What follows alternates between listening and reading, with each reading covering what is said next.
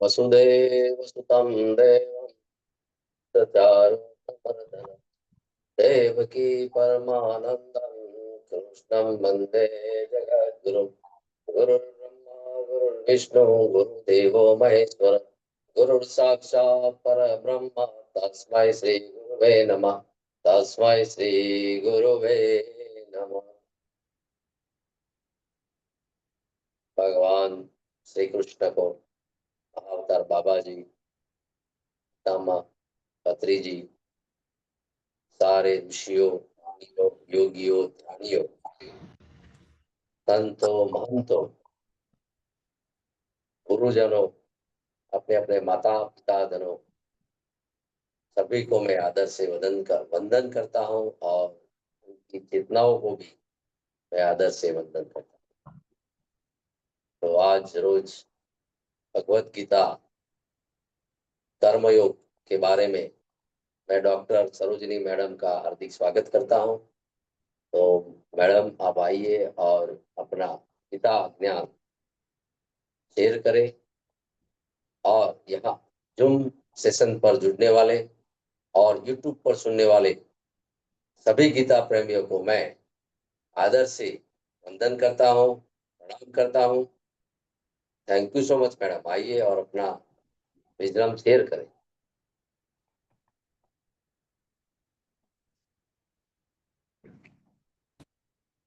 सर्वप्रथम अपने माता पिताओं को, गुरुजनों को, मेरे गुरुदेव ज्ञान ब्रह्मा स्वामी सुंदर चैतन्यानंद जी को, ध्यान ब्रह्मा पितामह डॉक्टर सुभाष पत्री जी को, एकत्वा गुणाकेशा ग्रैंड मास्टर श्री प्रबोध अच्युता जी को, श्री कृष्णम वंदे जगत गुरु सत्र के संयोजक श्री अनिल प्रजापति जी को,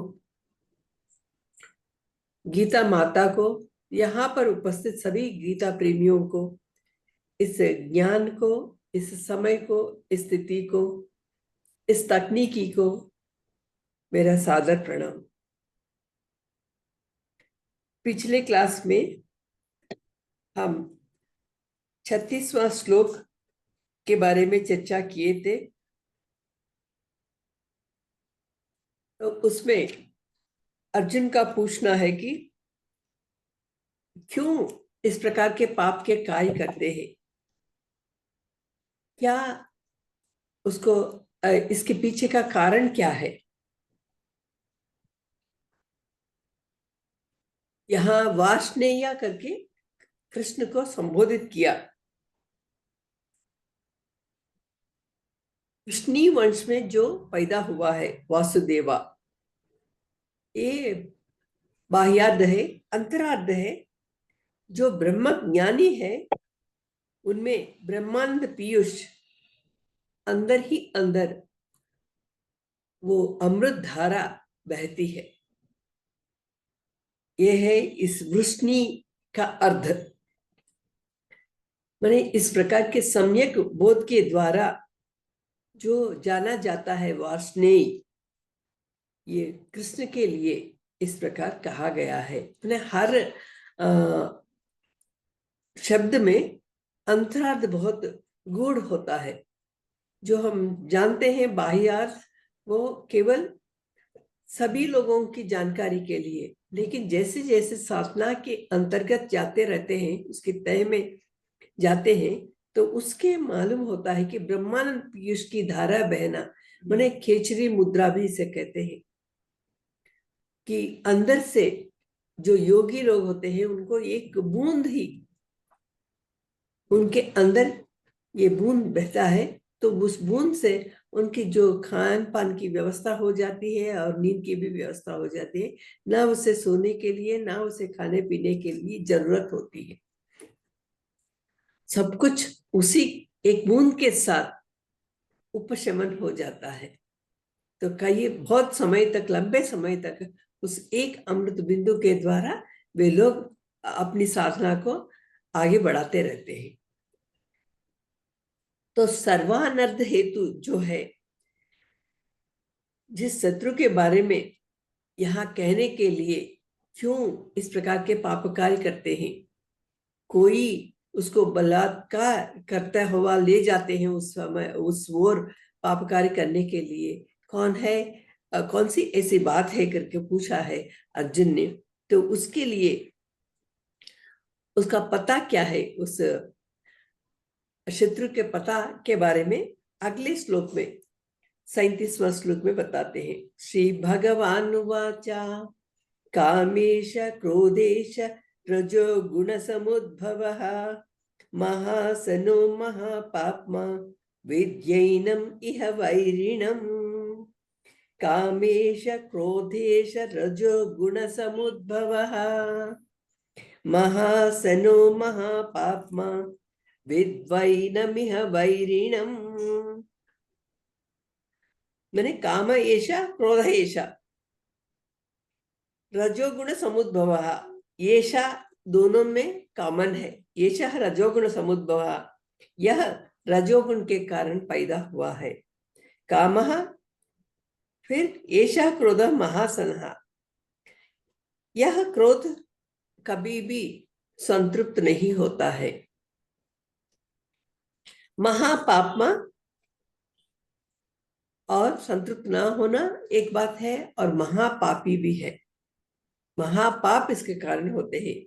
येनम यह वैरिणम विद्धि, एवं इसे यह वैरिणम, यहाँ पर वैरिणम शत्रु के रूप में विद्धि, जानो, समझो इसको यहाँ पर, क्योंकि कभी संतृप्त नहीं होता है। महापाप के जैसा, क्योंकि उसको पाते ही पाप होते रहते हैं।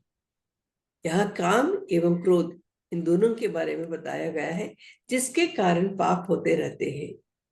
इसको शत्रु के रूप में समझो। और यहाँ जब भी हम पाप कुछ भी कार्य करना चाहते हैं तो उसके पीछे की भावना होती है। पहले भावना होती है, बाद में वो कार्य धारण करता है। तो ये भावना होना, इसको इच्छा शक्ति हम कहते हैं। तो वो इच्छा शक्ति यही कामना के लिए कार्य है। ये इच्छा शक्ति का कार्य है या कामना का कार्य है। जब भी हम में विवेक का लोप होता है, रजोगुण प्रज्वलित होता है। माने सत्वगुण का कमजोर पड़े तो रजोगुण प्रज्वलित होता है, उसका बढ़ जाता है, उसकी शक्ति बढ़ जाती है। तो ये रजोगुण के जो स्वभाव है, रंजनात्मक विषय है ये। तो इसके कारण राग पैदा होता है। राग द्वेष दो विषयों के बारे में हम जानते हैं, या हम इसकी तह तक गए तो जो अज्ञानता को जिसे कहते हैं काम क्रोध लोभ मद मोह मत्सर, काम क्रोध मद मोह लोभ मत्सर, ये 6 इनको ही राग द्वेष कहते हैं। ये 6 है, 6 को 2 रूपों में कहना है तो राग द्वेष। तो इसके प्रति एक विषय के प्रति राग उत्पन्न होना, आसक्ति पैदा होना, अगर वह ये रजोगुण से पैदा होता है। अगर ये हमारी कामना, हमारी इच्छा पूरी हो जाती है तो फिर से बार बार उसका भोग करने का मन करता है, उसको चाहिए करके। अगर वह पूरा नहीं हो पाता तो गुस्सा, क्रोध होता है। ना कामना हमेशा के लिए पूरी होती है, न गुस्सा कमजोर पड़ता है।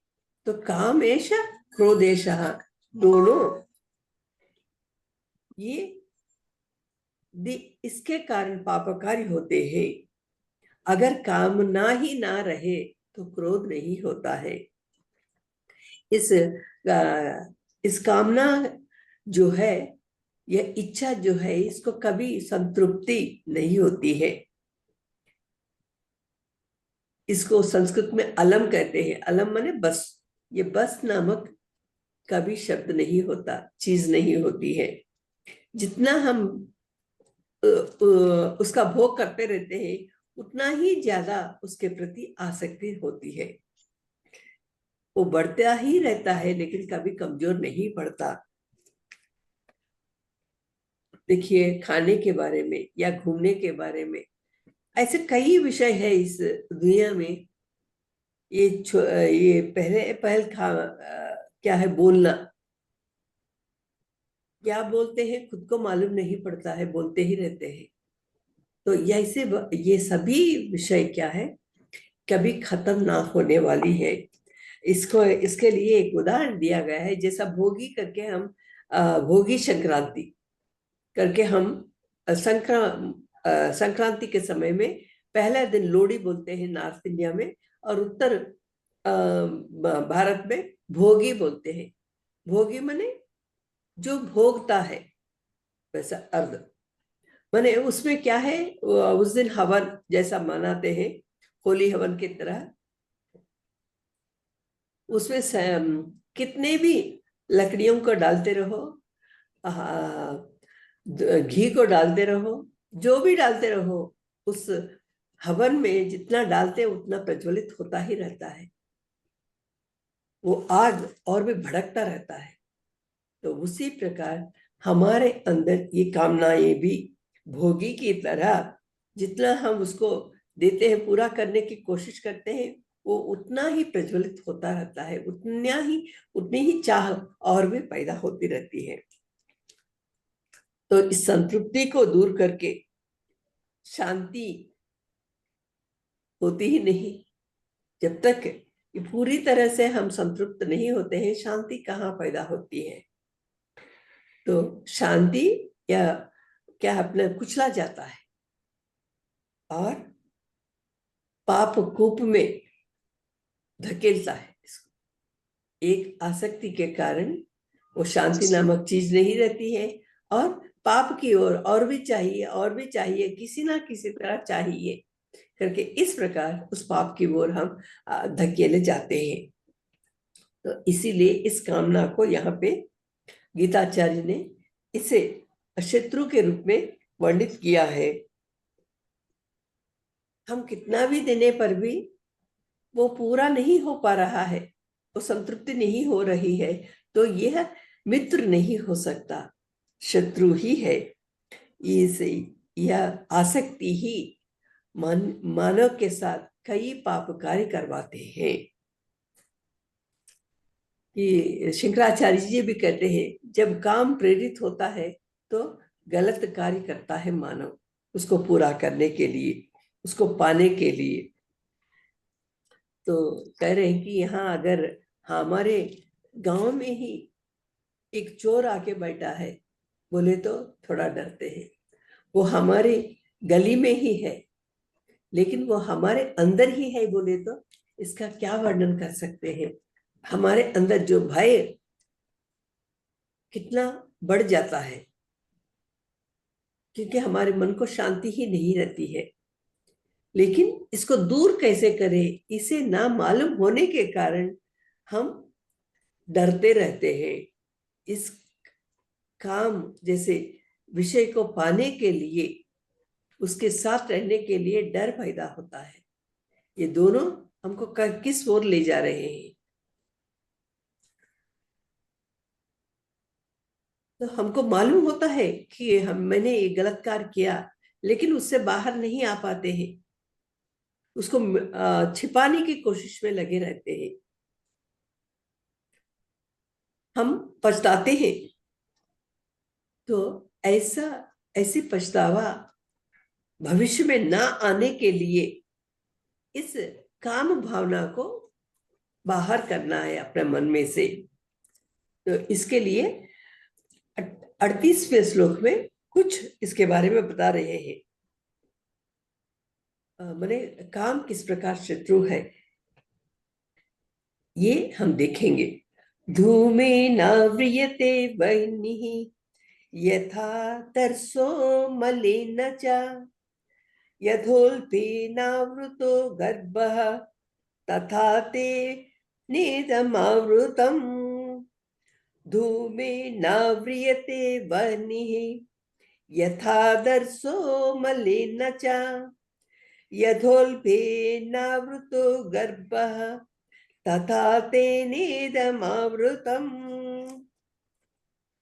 धूमेन आव्रियते वह्निः यथा आदर्शः मलेन च यथा उल्बेन आवृतः गर्भः तथा तेन इदम आवृतम् यथा धूमेन वह्निः जिस प्रकार धूमेन धुएं के साथ वह्निः आग आव्रियते ढक जाता है यथा अधर्मः मलेन च जिस प्रकार आदर्शः मने आईना मलेन च आईने पे धूल चढ़ता है उल्बेना मने धूल चढ़े तो आईने में अपना मुख सही नहीं दिखाई देता है उसी प्रकार उल्बेना गर्भः आवृतः यहाँ उल्बेना के लिए एक प्रकार के परत होता है गर्भस्थ शिशु के अंदर उसका उसके चारों ओर एक परत होता है वो पानी में रहता है और उस गर्भस्थ शिशु को ढक लेता है तथा तेना इदम आवृतम उसी प्रकार तेना उसके साथ इदम आवृतम यह ढका हुआ है मैंने यह ढका हुआ मैंने ये काम की भावना ढकी हुई है अंदर इसके बारे में मालूम ही नहीं हाँ हमारे मन में आसक्ति है उसको पाना है करके हम उसके पीछे पीछे पड़ते ही रहते हैं मैंने सभी अनर्थों का कारण है काम भावना ही इसका परिणाम ही क्रोध है ये रजोगुण के कारण ये पैदा हो रहे हैं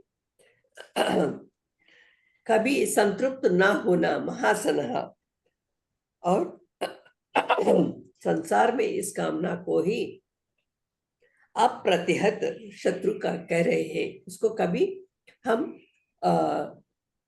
मार नहीं सकते हैं भगा नहीं सकते हैं वो हमको पकड़ लेता है और हम उसके चपेट में आ जाते हैं इतना भी मालूम नहीं कि उसके चपेट में हम उसके शिकंजे में हम रहते हैं तो इसके लिए 3 उदाहरण दिए गए हैं जिस प्रकार सूर्यास्त होते ही सारी दुनिया अंधकार में हो जाती है अंधकारमय सारी दुनिया अंधकारमय हो जाती है उसी प्रकार ये ज्ञानाग्नि अग्नि को भी ढक देता है धुआं गर्भस्थ शिशु को उस मावी यहाँ पे उल्बेना वो ढक देता है तो जब धुआं होता है तो प्रकाश नहीं दिखाई देता है सर्वत्र धुआं ही धुआं सबकी आंखों में अपने अंदर हम कुछ देख नहीं पाते हैं कुछ सांस नहीं ले पाते हैं क्योंकि उसमें उस आग में प्रकाश है लेकिन धुएं के कारण वो आग में प्रकाश है करके मालूम नहीं होता उसको हटाए तो तब आग में जो प्रकाश है वो दिखाई देता इस धुएं में उस दाहक शक्ति नहीं है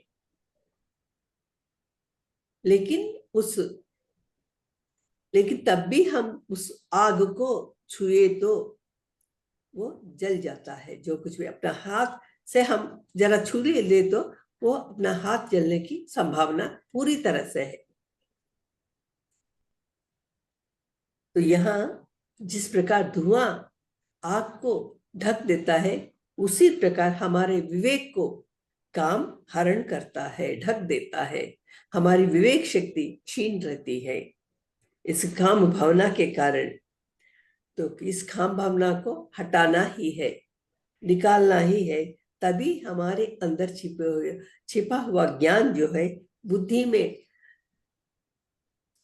प्रकाशित होता है और किस प्रकार ये धुआं आग को ढक दिया है उसी प्रकार आईने पर भी धूल चढ़ जाता है जिस कारण हम जो है उसको ठीक से नहीं देख पाते हैं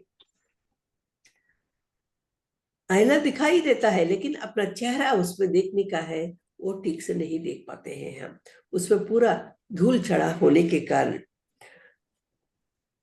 इसका मतलब ये नहीं कि आईना अपनी शक्ति को खो लिया, उसके पास है शक्ति, लेकिन धूल को हटाना ही हमें ये काम करना है। धूल को हटाए तो आईने में जो शक्ति है वो दिखाई देता है, अपने रूप को प्रतिबिंबित करता है। और ये दूसरा वो दृष्टांत है। और उसी प्रकार मैंने यहाँ अपने प्रतिबिंब को आईने में देखने के लिए जिस प्रकार वो धूल बीच में अड़चन बन गई है, अपने स्वरूप का दर्शन के लिए ये कामना भी, ये इच्छा भी ये प्रतिरोध है, प्रतिबंधक हो गया है। जैसे आईने पे जरा आप म्यूट कर लीजिए।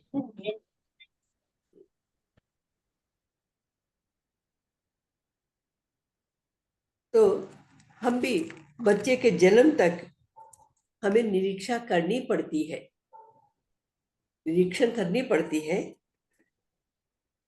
जैसे आग पे छिड़ा हुआ धुआं और आईने पे छिड़ा हुआ धूल शिशु पर, वो मैंने शिशु क्योंकि गर्भ के अंदर होने के कारण उसको हम निकाल नहीं सकते हैं, भले ही हम आईने पे चढ़े हुए धूल को हम साफ कर सकते हैं।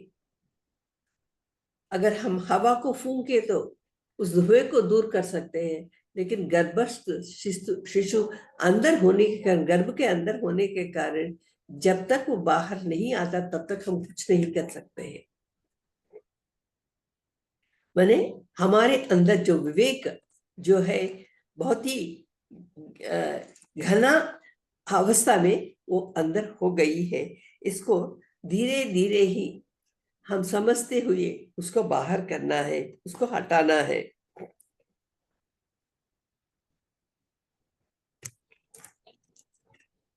तो इस कारण जब तक इसे मालूम नहीं होता है, इसके बारे में मालूम नहीं कर पाते हैं, हमारे मन के अंदर एक दैन्यता पैदा होती है। अरे इसको कैसे हम दूर करें, हे भगवान हमारा दूर करना करके इस प्रकार हम प्रार्थना करते रहते हैं। अपने अंदर शक्ति है, लेकिन हम दीनहीन बन जाते हैं, एक गरीब व्यक्ति की तरह भिखारी बन जाते हैं हम। तो जब काम पूरा नहीं होता है, अपनी इच्छा पूरी नहीं होती है, हाँ, प्रतिहत होकर अपने मन में से गुस्सा आता है। कामात क्रोधो विजायते, सांख्य योग में हम 62वां और 63वां श्लोक में इसके बारे में देखे थे। तो जितनी दुनिया में जितनी भी जो भी शत्रु है उन सभी को इकट्ठा करके हमको हमारे मन की शांति का हरण हो जाता है। इसीलिए इस काम एवं क्रोध को निरोध करने के लिए ईश्वर और ईश्वर ज्ञान का आश्रय पाना जरूरी है। तो जो ज्ञान को प्राप्त करना चाहता है, जो साधक, उस साधक के लिए ये कामना किस प्रकार प्रतिरोध है ये बताए।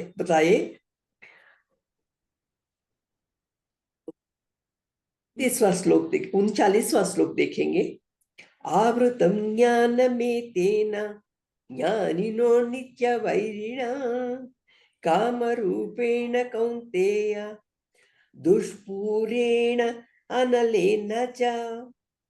आवृतम ज्ञानमेतेन ज्ञानिनो नित्य वैरिणा कामरूपेण कौन्तेय दुष्पूरेण अनलेन च। हे कौन्तेय, हे कुंती पुत्र, दुष्पूरेण माने उसको पूरा नहीं कर सकते हैं, भर नहीं सकते हैं। अनलेन च आग की तरह है, उस आग को दूर नहीं कर पा रहे हैं। काम रूपेण ये इच्छा रूप में, ज्ञानिना ज्ञानी के लिए नित्य वैरिणा नित्य शत्रु के रूप में, ये तेन इस प्रकार का है। ज्ञानी के लिए एक इच्छा की भावना, कामना की भावना नित्य शत्रु के रूप में तैयार हो गया है। एतेन ज्ञानम आवृतम, इसके कारण हमारे अंदर जो ज्ञान शक्ति है वो तो आवृतम, ये तो ढक गया है। ज्ञान शक्ति को इच्छा शक्ति ने ढक दिया है। तो इसके पहले भी देखा, पिछले श्लोक में कहा, काम तो कभी भी पूरा नहीं होता, संतृप्त नहीं हो पाता, हमेशा आशा की ओर ले जाता है। ज्ञानी के लिए नित्य शत्रु है। इस काम के कारण ज्ञान ढका हुआ है। तो नित्य शत्रु,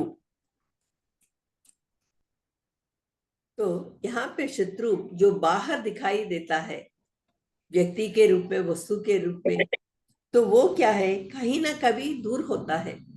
अगर कोई, हम पहले मित्र है, अभी किसी कारण शत्रुता आ गई समझे व्यक्ति को, कभी भी दूर हो सकता है। वो हमारे घर में ही नहीं बैठता है हमेशा।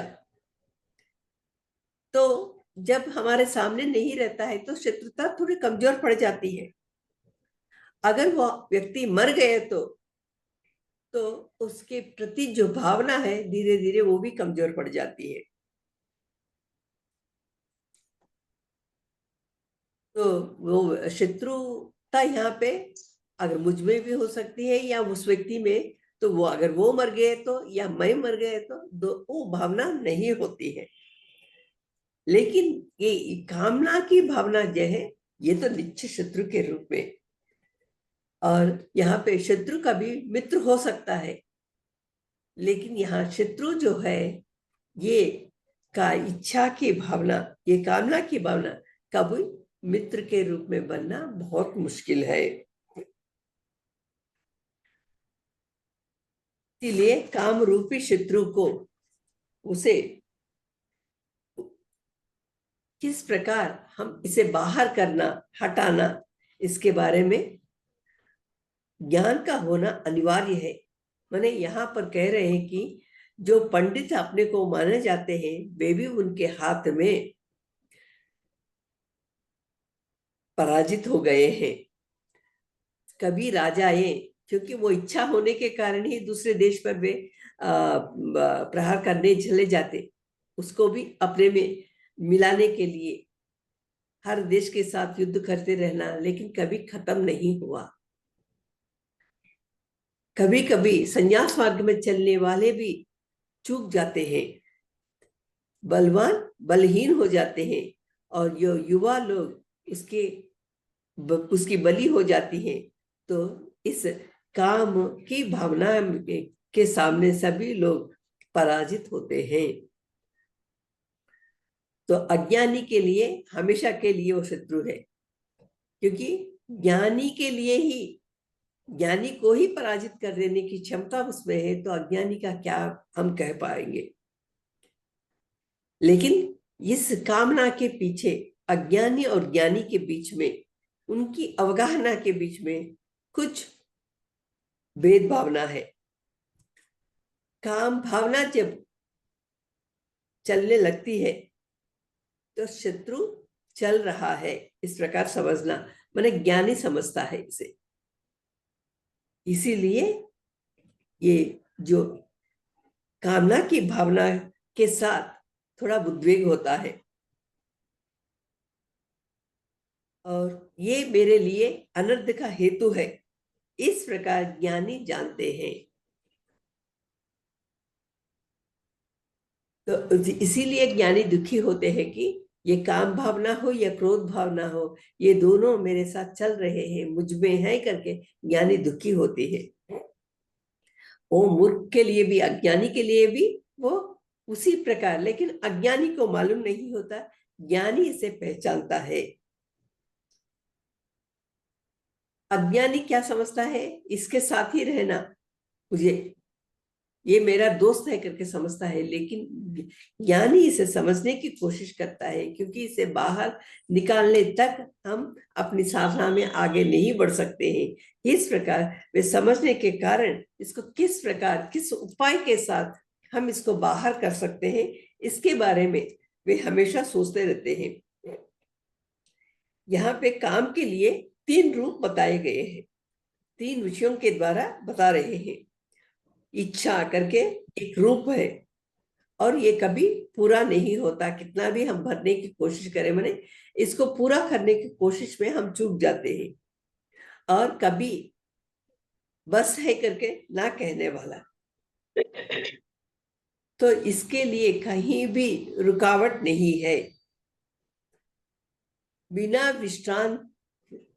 विश्रांति लिए हमेशा चलता रहता है। ये साध्य है या असाध्य है करके इसके बारे में सोचता नहीं, माने युक्ता अयुक्त विश्लेषण नहीं होता है इस काम भावना के कारण। और दूसरा है अपूर्णता, कभी भी पूरा नहीं हो पाता, कभी भी भरता नहीं। माने अगर ऐसे देखे तो इस दुनिया में कितनी ही वर्षाएं होती ही रहती है, लेकिन जब तब के लिए वो तो चाहिए करके ही होता है। सारी दुनिया को ये वर्षा माने अभी बस है करके अभी फिलहाल हम कह पाते हैं, लेकिन कल के लिए फिर से चाहिए करके ही हो जाता है, चाहिए की भावना हो जाती है। तो तीसरा रूप ये अनलम, अलम मने ये बस है, अनलम मने माने ये तो आग के लिए संस्कृत शब्द का प्रयोग किया जाता।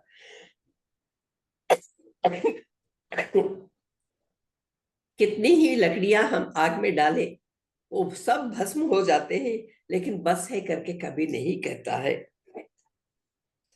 तो यहाँ ये काम विरोधी है कहाँ, तो इसके 40वें श्लोक में बताते हैं, इंद्रियाणि मनो बुद्धि अस्यधिष्ठानमुच्यते एतैर्विमोहाय त्येष ज्ञानमावृत्य देहिनम्।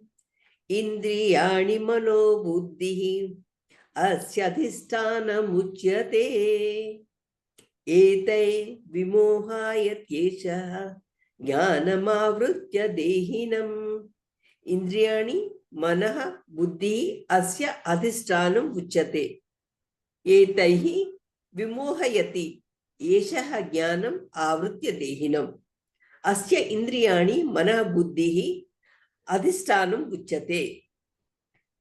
अस्य इसके लिए इंद्रियाणि मनः बुद्धि, इंद्री मन बुद्धि, अधिष्ठानम् उच्यते आधार के रूप में बताया गया है। माने इस काम के लिए, काम भावना के लिए, क्रोध के लिए क्या है आधार, माने इंद्री मन और बुद्धि। इन चारों के बारे में, इन तीनों के बारे में यहाँ कहा गया है। एषः एतैः ज्ञानम् आवृत्य देहिनं विमोहयति। एषः यह एतैः ज्ञानम्, इसके कारण ज्ञान आवृत्य, ज्ञान ढक गया, देहिनम विमोहयति, तो जब हमारा ज्ञान ढका हुआ है तो हम भ्रम में पड़ जाते हैं, भ्रांति में पड़ जाते हैं, मोह में पड़ जाते हैं। जीव को मोहित कर रहा है यह, माने ज्ञान ना होने के कारण, आत्मज्ञान का ना होने के कारण हम हमेशा मोह में पड़ जाते हैं। माने ये काम भावना कब तक हमको सताती है, माने जब तक हमें आत्मज्ञान नहीं होता है। तो इसके पहले ही ये जो विवेक शक्ति हमारे अंदर है, लेकिन ये ढका हुआ है, तो इसके लिए जब तक आत्मज्ञान प्राप्त नहीं होता तब तक ये सभी अपना राज करते रहते हैं। शत्रु स्थावर है, ये इंद्रिय मन और बुद्धि तीनों के बारे में यहाँ बताया गया है। ये जब काम भावना निराश्रित होती है तो काम प्रेरित कार्य बचते नहीं। इसको निराश्रित करना है। काम प्रेरित जो कार्य है वो अदृश्य हो जाए तो अशांति, मैंने काम प्रेरित कार्य अदृश्य होना तो अशांति भी अदृश्य हो जाती है। जैसे सूर्योदय के होते ही उजाला हो जाता है, तब तक जो अंधेरा है, जो अंधकार है, वो कहीं नहीं दिखता। उसी प्रकार ज्ञान के साथ जो अंधकार की तरह जो मिट जाता है, उसी प्रकार हमारे काम के साथ जो भी भावनाएं हैं वे सब मिट जाते हैं, अदृश्य हो जाते हैं। तो यहाँ आत्मा सच्चिदानंद स्वरूप है, सत चित आनंद स्वरूप। सत सत्य, सत्य के बारे में जानना है, यह सत्संग में जुड़ना है। और चित चिदानंद स्वरूपम, चित माने हृदय में एक ज्ञान है। हृदय में ज्ञान हो तो हमेशा सत्य के साथ सत्य ज्ञान हो तो आनंद स्वरूप हो जाते हैं। हम अपने ही अंदर है लेकिन हमें मालूम नहीं हो पाता। यह निर्दोष है, किसी प्रकार की वासनाएं इसमें नहीं है। तो यह इस कारण किसी प्रकार के हादसा होने के लिए संभावनाएं भी नहीं होते हैं।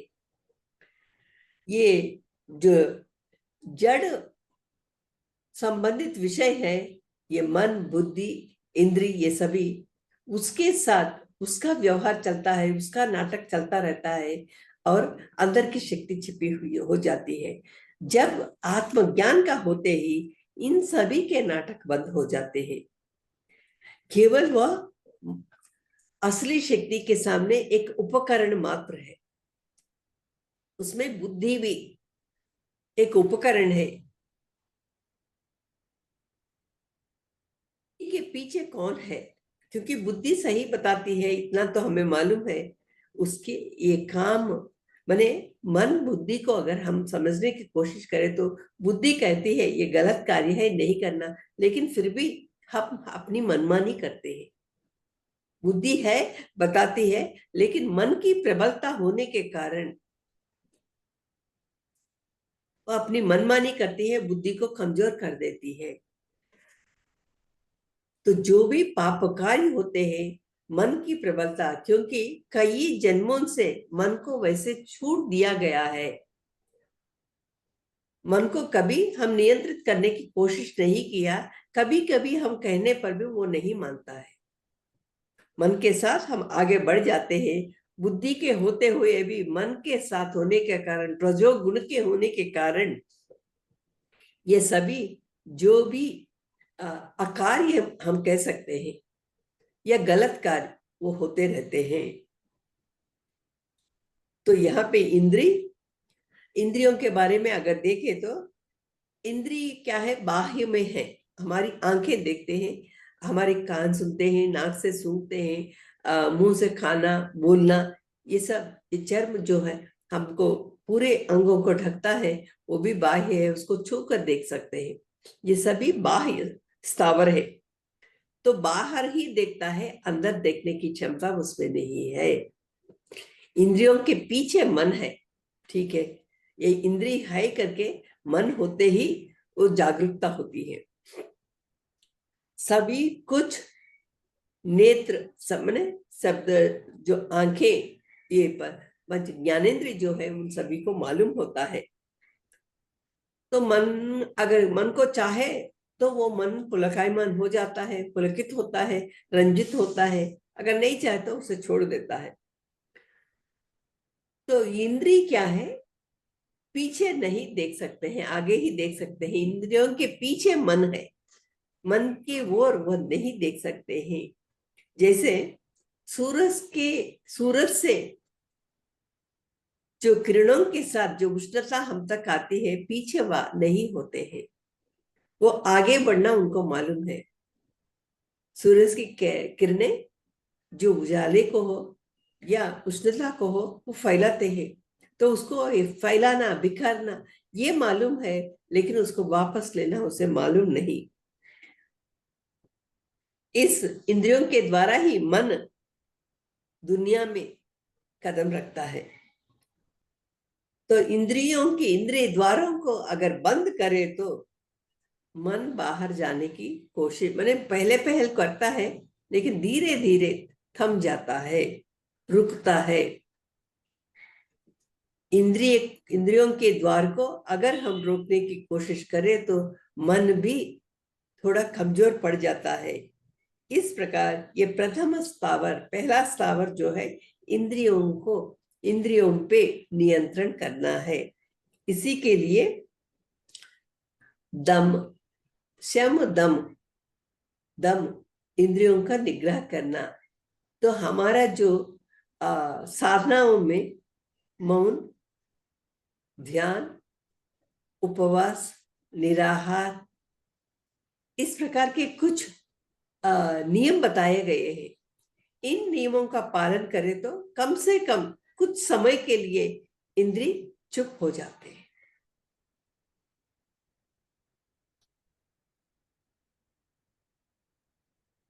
तो यहाँ पे इंद्रिय द्वारों के द्वारा ही विषय मन को पहुंच रहे हैं, मन तक पहुंच रहे हैं। फिर इंद्रिय उनके द्वारा ही मन के अंदर ये काम भावना होना और अपने आसक्ति के स्थान तक पहुंचना, अपने मन की आसक्ति को पूरा करने की कोशिश करना, माने उनका उपभोग करना, इस प्रकार होता है। जब इंद्रियों का निग्रह होता है, मन दुनिया में नहीं पहुंच पाता है। तो यहाँ एक बात, तो निग्रह होकर वो वहीं पे रहता है। और मन साथ दिए तो इंद्रिय और भी उनका बल बढ़ जाता है। मन का नियंत्रित करे तो इंद्रिय निर्वीर्य होते हैं, या इंद्रियों का कमजोर करे, इंद्रियों को कमजोर करे तो मन भी नियंत्रित होता है। दोनों एक दूसरे पे आधारित है। और दूसरा स्थावर मन है। जब इंद्रियों का निग्रह हो गया, दम थोड़ा हुआ, तो ये काम भावना जो है, विरोधी, शत्रु, इंद्रिय स्थावर को छोड़कर मन को स्थान बना लेता है। उन्हें इंद्रिय साथ नहीं दे रही है तो मन पर ये जोर होता है। तो इंद्रिय और मन, इन दोनों स्थावरों में एक भेद भावना दिखाई देती है। इसके पहले भेद भावना हम मन और बुद्धि के बीच में देखे, अभी इंद्रिय और मन के बीच में भी हम देखेंगे। मन के बिना इंद्रिय अपने व्यापार को आगे नहीं बढ़ा सकता। इंद्रियों की ना होते हुए भी मन अपने आप कुछ काम कर लेता है, माने सोच लेता है, विषय चिंतन में रमण करता है, इसको, काल को, परिस्थितियों को उससे आगे निकल जाता है, उससे परे हो जाता है। लेकिन इंद्रिय क्या है, देश काल परिस्थितियों के अधीन में ही है, लेकिन मन यहाँ इससे परे है। तो इंद्रियों से परे मन है। तो वस्तु प्रपंच में चरने के लिए मन ही इंद्रियों के रूप में व्यक्त होता है। जब इंद्रिय विषय को सामने रखता है तो मन प्रज्वलित होता है। मन के अंदर जो छिपी हुई भावना, कामना की भावना, वो प्रेरित होकर इंद्रियों के द्वारा विषयों को पाने के लिए दुनिया में कदम रख सकता है, रख लेता है। उसी समय अगर दृश्य आदि विषयों से हम उसका, माने इंद्रियों को हम पीछे कर लिए तो, या हम एक सद विषय का चिंतन कर सके तो काम रूपी शत्रु के दूसरे स्थावर पे भी हम प्रहार कर रहे हैं, इसका मतलब। तो यहाँ एक बात आई, अगर मन क्योंकि चिंतन करता है, अगर सत विषय का चिंतन, माने दुर्विषय मन को छोड़ दिया तो वो घूमता रहता है, किस ओर चलता है उसको खुद को मालूम नहीं। तो उसके लिए हम सद विषय का चिंतन दिए तो थोड़े उसके जो रुख बदल जाती है, सत्य की ओर बदल जाती है। तो यहाँ पे साधक जो है एकांत प्रदेश को चुनने के पीछे का कारण यही है कि ताकि हमको क्या चाहिए, हम अपने मन के प्रति थोड़ा ध्यान दे। वो कहीं कहीं घूम रहा है, उसको थोड़ा हम विराम दे। जब तक हम उसकी ओर झुकते नहीं, उसको उसके प्रति जागरूक नहीं होते हैं, उसको नियंत्रित करने की कोशिश नहीं करते हैं, वो तो चलता ही रहता है। उसके लिए कभी विश्रांति नहीं चाहिए, आराम नहीं चाहिए। तो जो हमको वेदना भरित कर रहा है उसके बारे में सोचना है।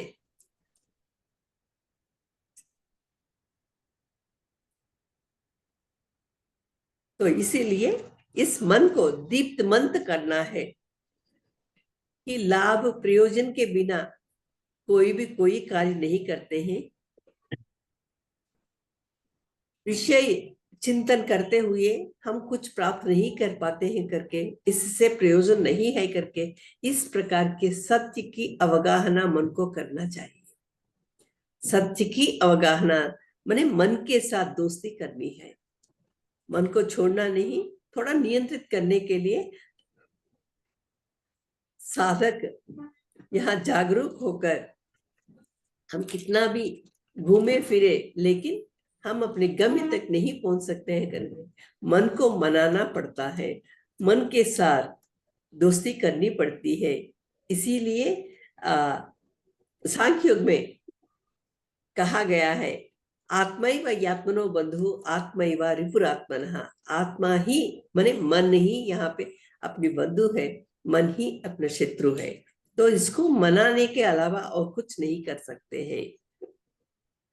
किस प्रकार ये सुख सब कुछ दुख के रूप में बदल जाते हैं, इसका अंत दुख है। हम दुखी होने के लिए नहीं आए हैं, हम शांति प्राप्त करने के लिए, शांति मार्ग में रहने के लिए, अपने मन को शांति दिलाने के लिए, अपने मन को, अगर मन शांत हो तो हम शांति से रह सकते हैं। अगर मन अशांत हो तो हम अशांति में रोते हुए जीवन या कालयापन करते हैं। तो इसीलिए यहाँ पे यह जो मन है इसके प्रति जागरूक होना है। इसको शम कहते हैं। पहले दम, दमन और शम दमादि, इंद्रिय निग्रह, मनोनिग्रह। तो तब जैसे जैसे समझ में ये भावना आती है हमें क्या चाहिए, किसके साथ रहना है, तो जो काम भावना क्या है अपना स्थान बदल देता है। अभी पहले इंद्रियों से चला गया, अभी मन में से ही जाकर बुद्धि में बैठ, काम भावना माने बुद्धि के साथ क्या है, सही भावना बैठती है। क्योंकि विवेचना शक्ति, विचक्षणा शक्ति वहां पर होने के कारण बुद्धि में, तो यहाँ पे हमें क्या चाहिए, तो ठीक है हम बुद्धि के साथ रहेंगे। तो तीसरा है, क्योंकि पिछले जन्म में जो कुछ भी हमने किया है, बहुत कुछ कार्य किया है, इस प्रकार मन के साथ हम घूमे फिरे, बहुत कुछ किए, तो उसी वही भावनाएं हमको प्रेरित करते रहते हैं, हाँ आगे बढ़ जाते हैं बिना सोच विचार किए। जब सोच विचार करने की बात आती है तो धीरे धीरे उसका चलन प्रक्रिया कमजोर पड़ जाती है। पहले जब कामेच्छा होती है बुद्धि में तो वो चाहिए करके, लेकिन अब जब समझने लगते हैं, सोचने लगते हैं, तो ये उतनी जरूरत नहीं है करके हम, जब हम सोचने लगते हैं, समझने लगते हैं, ठीक है ये जरूरी नहीं है करके बाजू में रख देते हैं। ये सही है लेकिन उतनी जरूरत नहीं है। इस दुनिया में बहुत कुछ है, सब कुछ हमारे लिए आवश्यक नहीं है। जितनी जरूरत है उतनी ही हम उसको अपने पास रखेंगे। इसीलिए थोड़ा ये समझ, थोड़ी सी ये सोच, तो उसमें जो चाहिए उसी को हम चुनने लगेंगे। इस प्रकार हम धीरे धीरे बुद्धि के साथ व्यवहार करते हुए राग द्वेष के स्थान पर धर्म अधर्म देखने लगते हैं, क्योंकि बुद्धि के साथ व्यवहार करने लगे हैं। मन को अपना दोस्त बना लिए हैं, मन बुद्धि के रूप में बदल रहा है। तो धर्माचरण में ये कामना की प्रबलता नहीं होती है। वहां पर सब कुछ इस प्रार्पित भावना के साथ चलते हैं। बुद्धि का मतलब धर्म अधर्म क्या है, और दूसरी बात आत्मा की, परमात्मा की भावना होती है, ईश्वरार्पित बुद्धि। तो सब कुछ प्रसाद के रूप में ही प्राप्त होता है।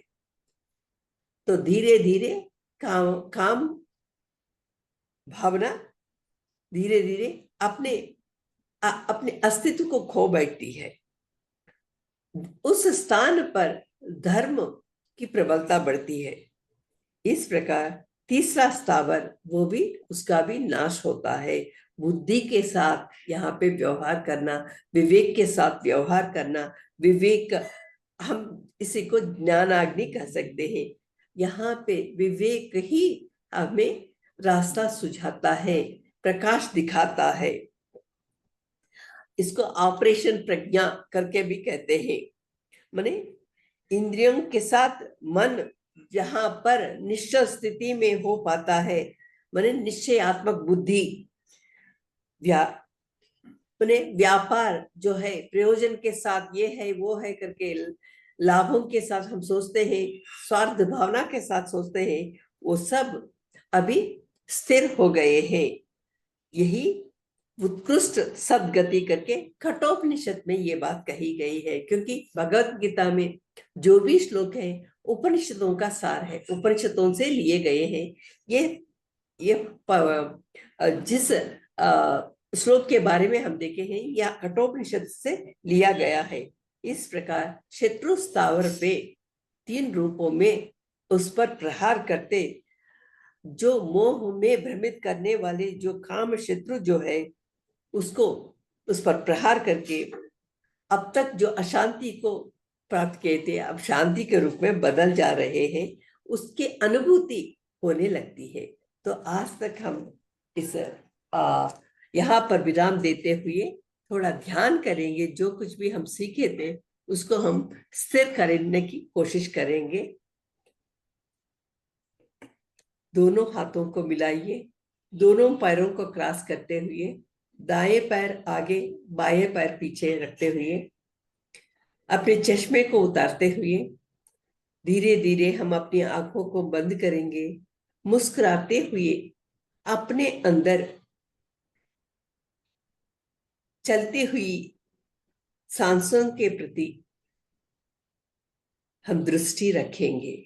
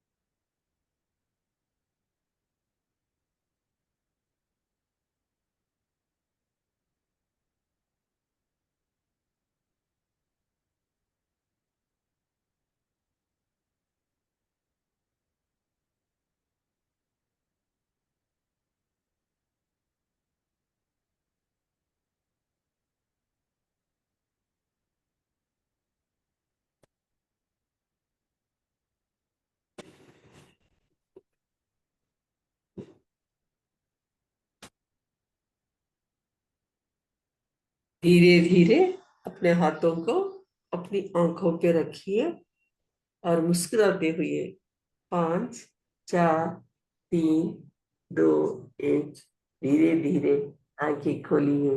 अपने दिव्य मंगल दृष्टि का प्रसार एक दूसरे के प्रति करेंगे। मुस्कुराते हुए अपनी दिव्य दृष्टि को प्रसारित कीजिए।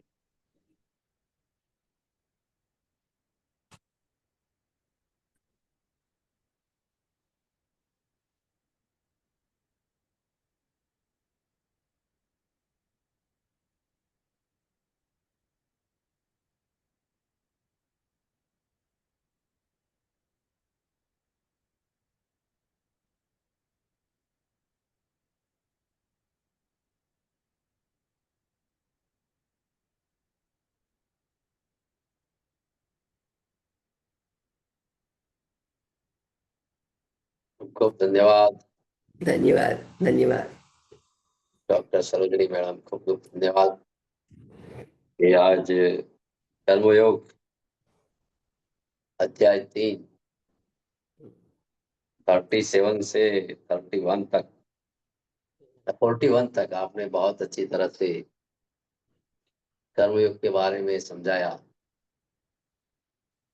तो बहुत धन्यवाद है मैडम आपका, यहाँ बैठे हुए सबका भी खूब खूब धन्यवाद है। और जो बात रही, जो आपने कहा, भगवान बोले अध्याय में कि भाई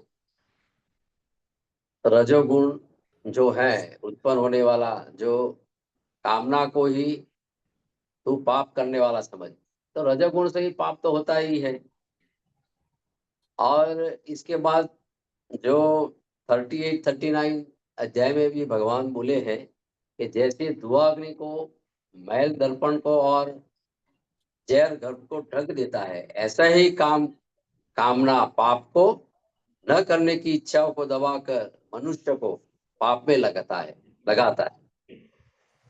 तो ये वैरी है, जो कामना है महाशत्रु और वैरी है। तो इस साधक को हमेशा नित्य वैरी बनाता है। तो हमको जो ध्यान साधना है या आध्यात्मिक साधना में हम जाने वाले हैं, तो ये कामना जो हमको बहुत तरह से परेशान करता है और हमारा दुश्मन हो जाता है। तो काम काम के द्वारा मनुष्य का विवेक ढक जाता है। तो विवेक जो है वो हमारा ढक जाता है। और अभी भगवान आगे इंद्रियों के बारे में बहुत अच्छी तरह से बताते हैं कि काम, इंद्रियों, मन और बुद्धि, इन 3 स्थानों में रहता है। जो काम जो है ये इंद्रियों पर रहता है, मन पर रहता है और बुद्धि पर। और इंद्रियों आदि द्वारा देहाभिमान मनुष्य को ज्ञान को ढककर उसे मोहित करता है। तो ये जो इंद्रिया है, इसमें क्या है, हमारे शरीर में ऐसे तो सांख्य दर्शन में 26 एलिमेंट्स बताए हैं कि जो हमारा शरीर 26 का है, बना हुआ है। और भगवत गीता में 25 बताया है। इसमें 26 एलिमेंट से, यानी कि देखो 25 पदार्थ हैं। सांख्य दर्शन में बताया है कि 24 जड़ पदार्थ, एक मूल प्रकृति, एक बुद्धि, एक अहंकार, एक मन, 5 ज्ञानेंद्रिय, 5 कर्मेंद्रिय, 5 तन्मात्राएं, 5 पंच महाभूत। और 26 में आता है जीव यानी कि ईश्वर। ये सांख्य दर्शन में 26 एलिमेंट्स बताए, जो हमारा शरीर। और भगवत गीता में 25 बताए हुए हैं। तो इसमें जो है, जो स्थूल शरीर जो है, ये 5 इंद्रियों के साथ जुड़ा हुआ है। और इसके द्वारा हमारे कर्मों होते रहते हैं। तो इसमें 5 ज्ञानेंद्रिय की बात आपने बताई। भगवत गीता में बताया कि भाई ये श्लोक नंबर जो है, इसमें ज्ञानेंद्रिय और कर्मेंद्रिय, मन और बुद्धि वो औजार है। वो काम रूपी महाशत्रु को डंक देते हैं, ऐसा 40 श्लोक में बताया, 40वें श्लोक में। तो 5 ज्ञानेंद्रिय जो है वो कान है, त्वचा है, नेत्र है, जीभ है और एक नासिका है।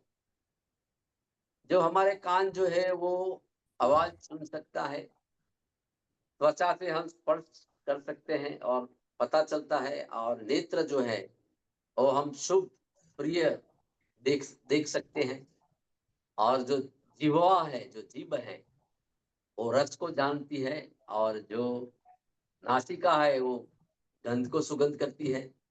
तो ये 5 ज्ञानेंद्रिय है, और जो 5 कर्मेंद्रिय जो है इसमें वाणी वाणी आती है 5 कर्मेंद्रिय।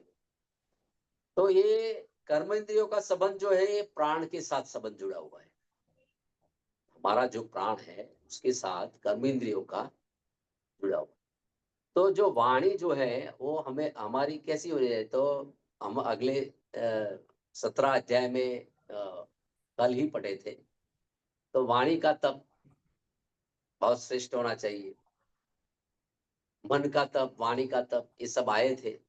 तो वाणी हमारी मीठी प्रिय ऐसी होनी चाहिए। तो ये 5 कर्मेंद्रिय में के फर्स्ट है, और वाणी के 4 प्रकार बताए हैं।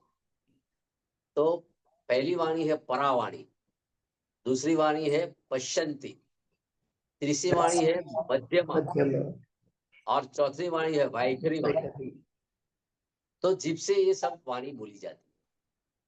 और अभी दूसरा जो कर्मेंद्रिय बोला जाए, पाद, पैर, तो वो गमन करता है। और तीसरा जो कर्मेंद्रिय आता है हाथ, यानी कि पानी, उसको ग्रहण करते हैं।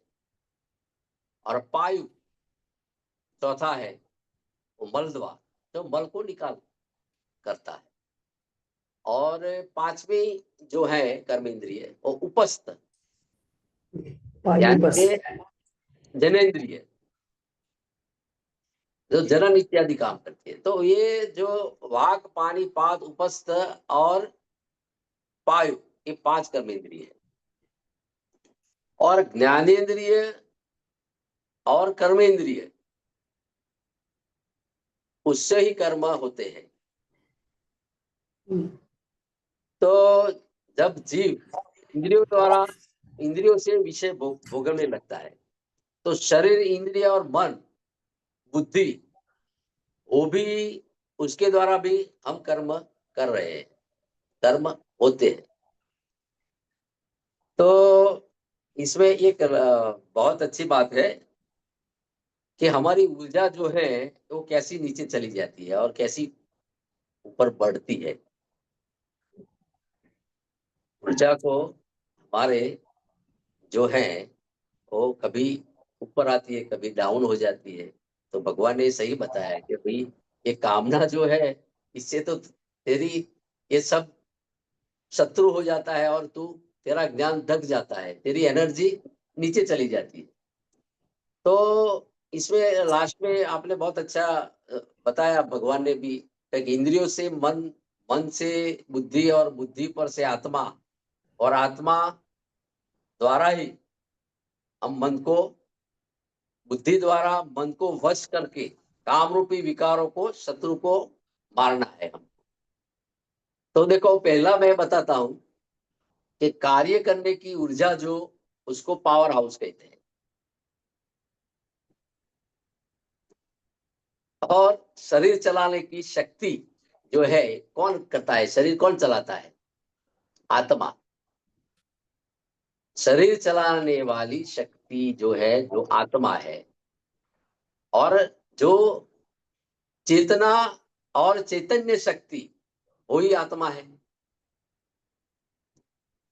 आत्मा जो है पहले बुद्धि पर जाता है, और शक्ति जो है वो मन बाजू जाती है, और शक्ति जो है इंद्रियों तरफ फिर भागती है, और शक्ति इंद्रियों, पदार्थ, परिस्थिति, वस्तु, विषय तरफ आकर्षित करती है, फिर इंद्रियों। वो वहां भागती है। बाद में शक्ति का फिर नाश होता है, क्योंकि वो जो इंद्रियों है वो परिस्थिति तरफ भागने लगी। तो वस्तु विषय यानी कि जो पदार्थ जो है उसको हम राग द्वेष कहते हैं। तो ऐसा क्रम चलता रहता है। इसलिए हमारी जो एनर्जी है, ऊर्जा जो है, वो नीचे तरफ चली आती है। तो ध्यान द्वारा ऊर्जा को हम ज्यादा प्राप्त कर सकते हैं। तो ये इंद्रियों की बात बहुत जबरदस्त है। कर्मेंद्रिय और ज्ञानेंद्रिय, ऐसे तो हमारा स्थूल शरीर है, बना हुआ है। तो ये 25 तत्व जो भगवत गीता में बताए हैं, और ये 5 विषय बताए हैं कि भाई शब्द, स्पर्श, रूप और रस और गंध, और हमारे पंचभूत तो सबको पता ही है। तो ये बहुत अच्छी बात बताई है भगवत गीता में कर्म योग के बारे में। क्या इंद्रिय और कर्मेंद्रिय और ज्ञानेंद्रिय, उसको भी वश में रखना है, उसको सही रास्ते में लाना है। टूंक में मैं ऐसा कहना चाहता हूँ कि उसको इससे वश करना, यानी कि अच्छी तरह पे इंद्रियों को सही रास्ते में ले जाना है। तो इसमें एक भजनकार ने थोड़ा भजन गाया है, गुजराती में है। મળ્યો મને માનવ દે, મળ્યો તને માનવ દે, પ્રભુને ઓળખી લેજો રે, મળ્યો તને ઉત્તમ દે, પ્રભુને પામી લેજો રે, બુદ્ધિ આપી છે તને મને હરિને ઓળખવા, હરિને તો ભજી લેજો રે, પ્રભુને ઓળખી લેજો રે, મળ્યો તને માનવ દે, પ્રભુને ઓળખી લેજો રે, નેત્રો આપ્યા છે તને પ્રભુને નિરખવા, પ્રેમથી તો નિરખી લેજો રે, પ્રભુને ઓળખી લેજો રે, મળ્યો તને માનવ દે, પ્રભુને ઓળખી લેજો રે, કંઠ આપ્યો છે તને હરિગુણ ગાવા, કંઠ આપ્યો છે તને હરિગુણ ગાવા, ભજન તો ભાવે ગાજો રે, પ્રભુને ઓળખી લેજો રે, હાથ આપ્યા છે તને હરી સેવા કરવા, હાથ આપ્યા છે તને હરી સેવા કરવા, પુણ્યદાન પુણ્યદાન કરી લેજો રે, પ્રભુને ઓળખી લેજો રે, મળ્યો તને માનવ દે, પ્રભુને ઓળખી લેજો રે, પગ આપ્યા છે તને મંદિરે જવા, પગ આપ્યા છે તને મંદિરે જવા, જાત્રાઓ જાત્રાઓ કરી લેજો રે, પ્રભુને ઓળખી લેજો રે, મળ્યો તને માનવ દે, પ્રભુને ઓળખી લેજો રે, મોકો મળ્યો છે તને મનખારે દેવનો, મોકો મળ્યો છે તને મનખારે દેવનો, હરિમય હરિમય બની જાજો રે, પ્રભુને ઓળખી લેજો રે, કરસન કહે છે તને બેઉ કર જોડી, નહીં મળે માગો માનવ દે, પ્રભુને ઓળખી લેજો રે, મળ્યો તને માનવ દે, પ્રભુને ઓળખી લેજો રે, મળ્યો તને ઉત્તમ દે, પ્રભુને પામી લેજો રે, બુદ્ધિ આપી છે તને મને હરિને ઓળખવા, હરિને तो भजी लेजो रे। तो यहाँ भी एक गुजराती भजन में भी वही बात आई बहुत अच्छी तरह से कि जो ज्ञानेंद्रिय जो है हमारी, कर्मेंद्रिय और ज्ञानेंद्रिय की बात ये भजन में कह गई कि बुद्धि जो दी गई है तो हरि को भज लो। बुद्धि से हम पारख सकते हैं सही क्या है गलत क्या है।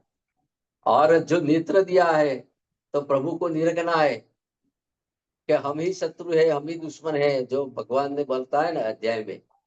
तो हम आत्मदृष्टि से सबको देखना है।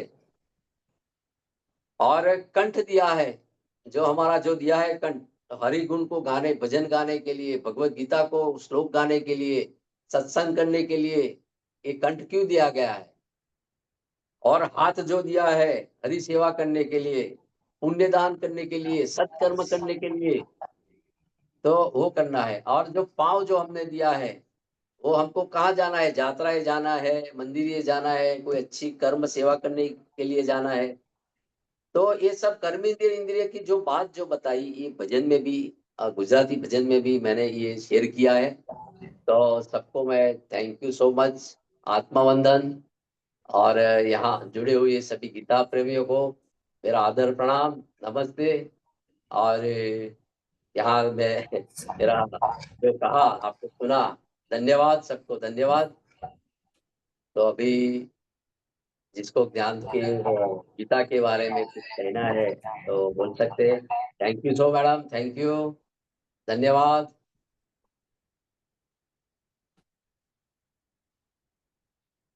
बोलिए मैडम, कुछ कहना है? जिसको कहना है बोलिए। Thank you so much. यहाँ किसी को कहना है तो बोल सकते हैं, हैंड राइज करके, म्यूट करके भी बोल सकते हैं, जो आपका जो शेयर करना है। यहाँ तो सबका एक ही है, भगवत गीता का। तो हम सेशन को समापन करने जा रहे हैं।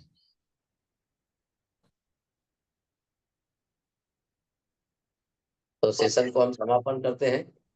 किसी का कोई क्वेश्चन है नहीं? तो सबका मंगल हो, सबका मंगल हो, सबका मंगल हो। हरि ओम तत्सत, हरि ओम तत्सत, हरि ओम तत्सत। ओम शांति शांति शांति शांति।